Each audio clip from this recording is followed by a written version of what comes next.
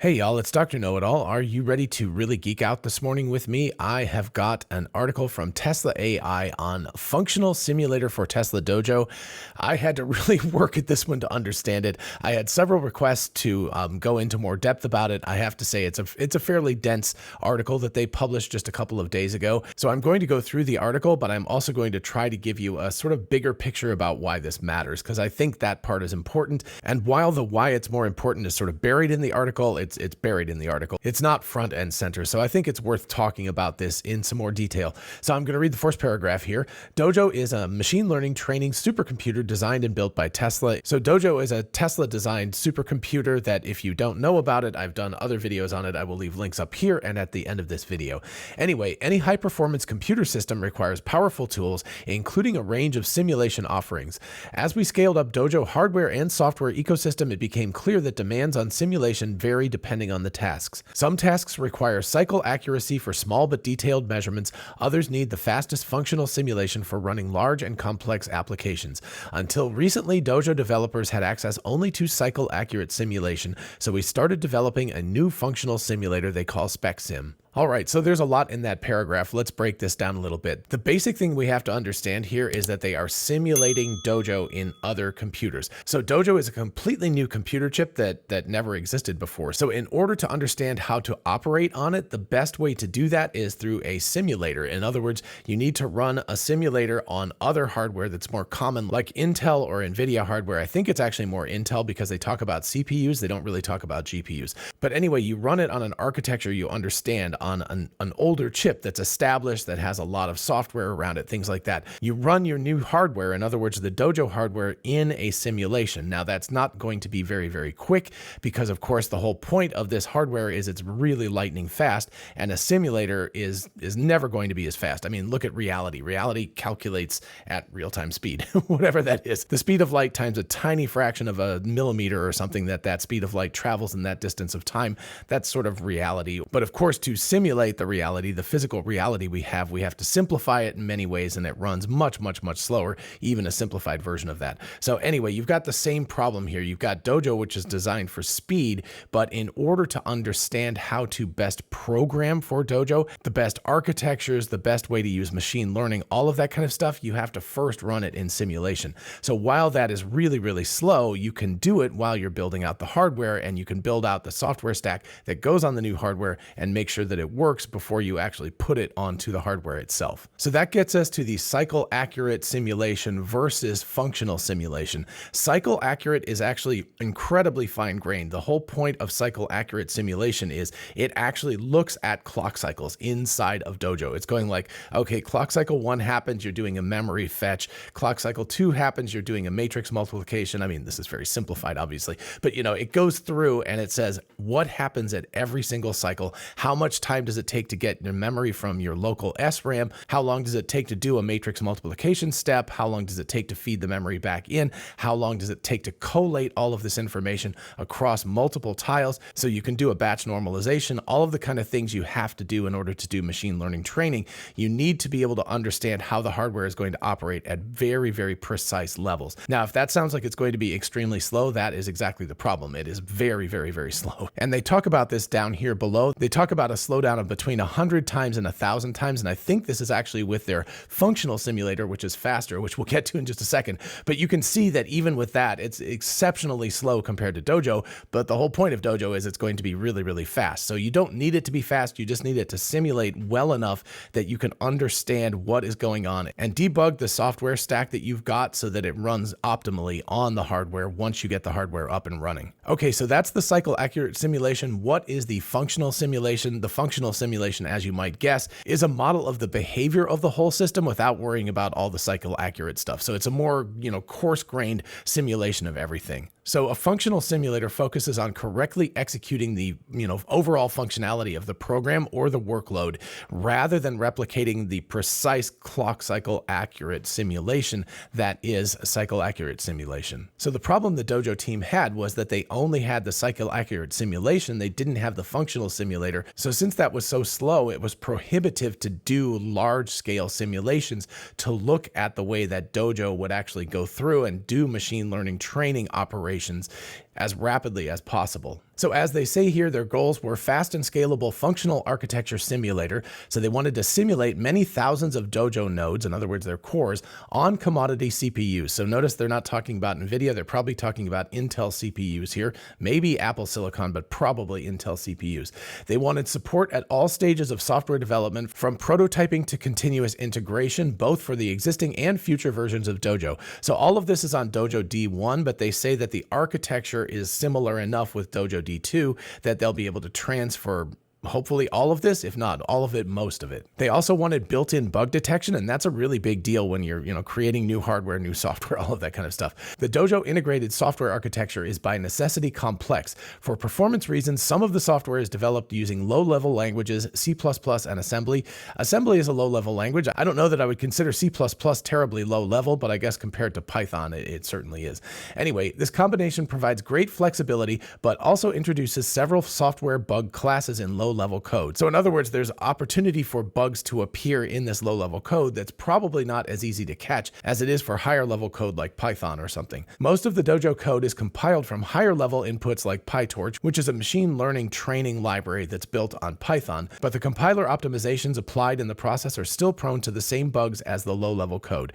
And if you've ever done any software development, you know that bugs they can be really, really nasty. Some of them are really obvious and they're relatively easy to fix, like a type mismatch or something like that may be really, really difficult to figure out. And that's all relatively simple compared to what's going on here, because you've got a whole bunch of parallel threads, thousands and thousands of parallel threads going on, and you have to do a lot of management of those threads to make sure that they stay in sync with each other. And bugs can creep in and be extremely, extremely difficult to ferret out and figure out what's going on. And then they want an executable and testable integrated software architecture specification. A complex ISA such as Dojo's requires detailed and precise documentation, and the only way to keep it in sync with the implementation is to maintain an executable specification and differentially test it against the hardware. So in other words, they've got all these forks of this software that they're writing, and they're writing it very, very rapidly. And it's a very complicated set of architecture because you're going all the way from high-level code in PyTorch all the way down to assembly, which is exceptionally low-level code. It's one step above machine code, which is actual hexadecimal instructions.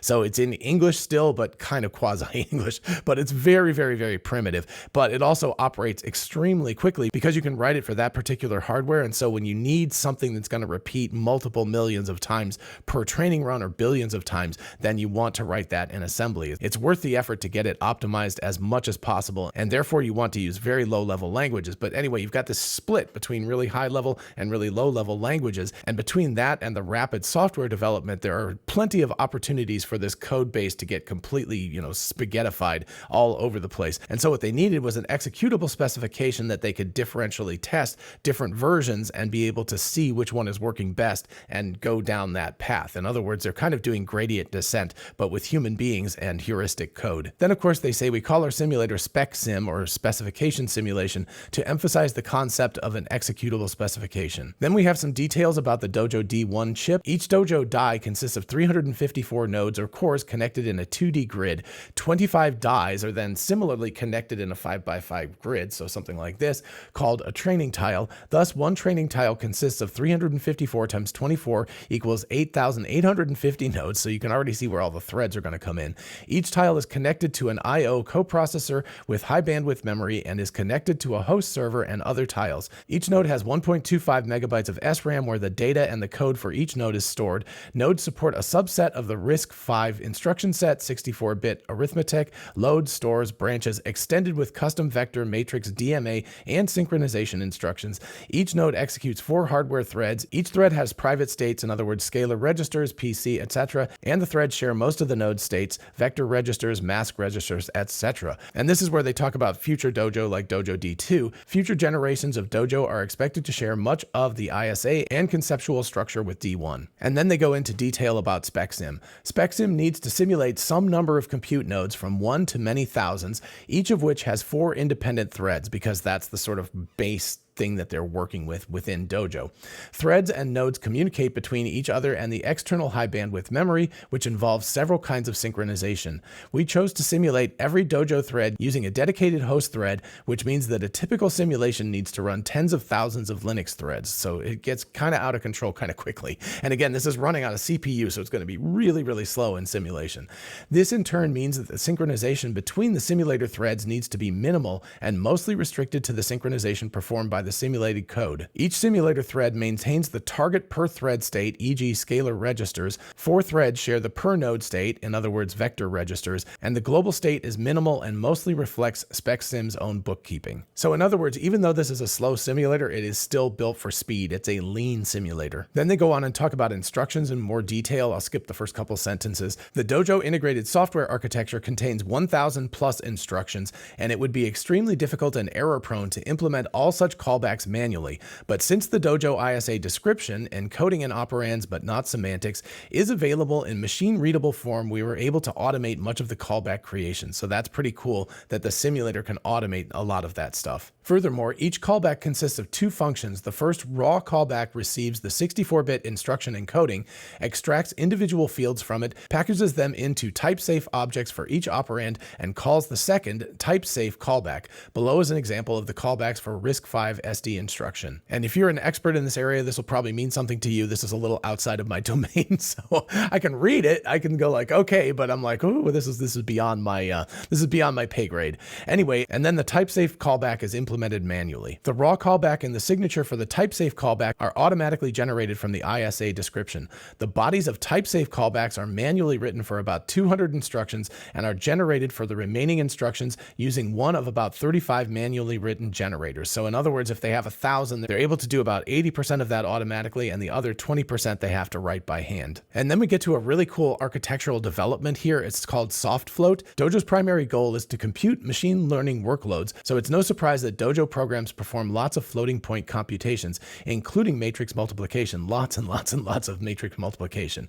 We developed a dedicated soft float library that implements all floating point data types and modes supported by Dojo. It is differentially tested against hardware implementations. The scalar code is carefully written in C++ such that any vector loops calling the soft float functions get vectorized. We found that vectorization using AVX2 provides about 30% speedup over non-vectorized version, and switching to AVX512 leads to about a 40% speedup over AVX2. So that in itself is cool, but then this next part is even cooler. Despite the vectorization, floating point computations still typically take about 75% of the simulation time. This is expected. Dojo specializes in matrix multiplication, while the host architecture does not. So in other words, Dojo will do this really quickly.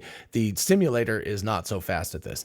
Some use cases for Specsim do not require the final floating point result to be correct, and so Specsim has a flag to disable most floating point computations, speeding up the execution by about 4 times. So what does that mean? A floating point number is like 3.1415. It's like, pi or something. You can create a floating point number that has a bunch of digits after the decimal point. But it takes a long time for a computer to calculate those floating point numbers. What they can do if they don't need it in the simulator is just get rid of the floating point aspect and just call it 3, right? So they just call pi approximately 3. It runs that in the calculation, and that's good enough for the simulator to be able to indicate whether these calculations are working, whether all of that stuff is functional in the simulator, and that saves them about 4 times compute cost. So if it was going to take an hour to do something, or more likely a month, but anyway, if it's going to take an hour, it will take like a quarter of an hour, 15 minutes to do it. That's a really, really big speed up and a very cool insight that they can just get rid of floating point if they don't need it. And then they show here that about 72% of the time in the simulation is on matrix multiplication, which again is not a big surprise because that's most of what machine learning is just multiplying matrices together and adding up the components. Then they talk about just-in-time compiling, and they said they initially thought that Specsim would benefit from that, but then they realized that given the 75% floating point overhead, it's not likely to be important. And they said the most they would see would be a 30% speed up, which sounds like a lot, but that's just in the non-floating point part of the stack, and so it's very unimportant. So they don't say specifically, but I think they just decided not to worry about the just-in-time compiling. Then they get into a discussion about bug detection. I'm not going to go through all of it. It's quite detailed, but anyway, the first paragraph here. Dojo software has dozens of bug classes. Some of them have close equivalents in traditional software such as buffer overflows, uses of uninitialized data, or unaligned loads. Some are Dojo Dojo specific, such as misuses of hardware call stack or hardware loop nesting. And then I'll skip down to data races, which has to do with asynchronous threading and stuff. One set of bug classes stands out as both the most severe and the hardest to debug: data races. Data races basically mean if different threads are trying to overwrite or read from the same spot in the SRAM for a particular die or a particular tile, that will cause erroneous data to be read or written, and it's really difficult to figure out what is the root cause of that. So that's a big thing that they had to deal with, was data races, because of this asynchronous multi-threaded calculation. So then they talk about previous architectures like thread sanitizer or TSAN, and the problem with that is it's a 4 to 10x slowdown over just running the code. So that's generally not implemented, but the Dojo team was able to make race detection fast enough to enable it by default for all simulations. So rather than having to just turn it on when you need to, they can just turn it on all the time, and they can trace these bugs, which makes life a lot better. Also, apparently it has better error messaging, which is always crucial, because you don't just want an error that's like, error, we don't know what happened. That's not a very useful message. So if they have better messaging about it and they're able to turn it on all the time, that's going to allow debugging to happen much faster. So they say compared to running the simulator under TSAN, the built-in race detector has the following advantages. It's 5 to 10 times faster and uses about 4 times less RAM, so that's pretty huge, because the built-in detector tracks only the simulated Dojo memory access and uses 8-byte granularity. It has fewer false negatives because it tracks only the simulated Dojo synchronization events, and it has more informative warning messages because it tracks the simulated Dojo instructions, threads, call stacks, etc. And then finally, they discuss the current state of Specsim. Specsim supports the Dojo D1 instruction set and is extendable to support the future variants, so that's good to know because D2 is coming at some point. Typical simulation runs vary from 1 node, a small test, to about 9,000 nodes, 1 or several training iterations on 1 Dojo tile. So it will go up to 1 Dojo tile, which can support about 9,000 multi-threaded nodes. When the simulated number of threads is less than the number of host cores, the slowdown varies between 100x and 1000x compared to Dojo hardware. That's why you have the Dojo hardware. This is not optimized for that, but it's still worthwhile, again, as you're trying to debug and architect the software. If, for example, we need to simulate about 36,000 threads for 9,000 nodes, the slowdown is obviously greater, but we don't observe any superlinear slowdowns. In other words, it's not like an exponential slowdown, it just slows down linearly. The host utilization is close to 100% on every core, which is great, meaning there is no redundant synchronization. The Specsim architecture allows us to implement distributed multi-host simulation if and when needed. And then finally, they conclude Specsim is used in every step of software development for existing and future hardware. All right, so that's the article itself. As I said, it's very geeky. Why does this matter? It first of all matters because it shows that they're still developing Dojo. There's been a question recently that whether Dojo was, cut off at the knees and was not going to be developed further. It looks like they are actively developing the software stack that's going to run on Dojo, and that's very good news. As far as the use for Optimus and Tesla's full self-driving, which are the 2 obvious use cases for Dojo, you want the simulations that are going to be running inside Dojo, in other words, the training, the machine learning training that's going to be happening, to be as efficient as possible. To be as efficient as possible, you need your software to be highly optimized and especially not have any bugs in it, especially things like data races and things like that are very insidious and difficult to ferret out. Because if you train with these bugs in it, you're going to get bad output. You're going to get a trained model that doesn't work. It's going to fail, and it's going to be like, why is this thing failing? We don't know. Is it the data we're putting in? Is it the machine learning model? Or is it the software that's running inside Dojo? You want to make sure that the Dojo software itself is as clean as possible before you start doing machine learning training on it. So getting the integrated software architecture as clean and bug-free and optimized as possible is a huge benefit to Tesla's future training. So in the end, all of this is great news for Tesla's full self-driving, for Optimus, and for other projects they're working on. So while this article is very much in the weeds and may not seem like it's that important, it actually shows Tesla's Dojo team working really hard to make the Dojo hardware and software really sing. Alrighty folks, that's what I've got for you this morning. Let me know in the comments if I got any of the details wrong. I tried to be as accurate as possible. I might have missed something.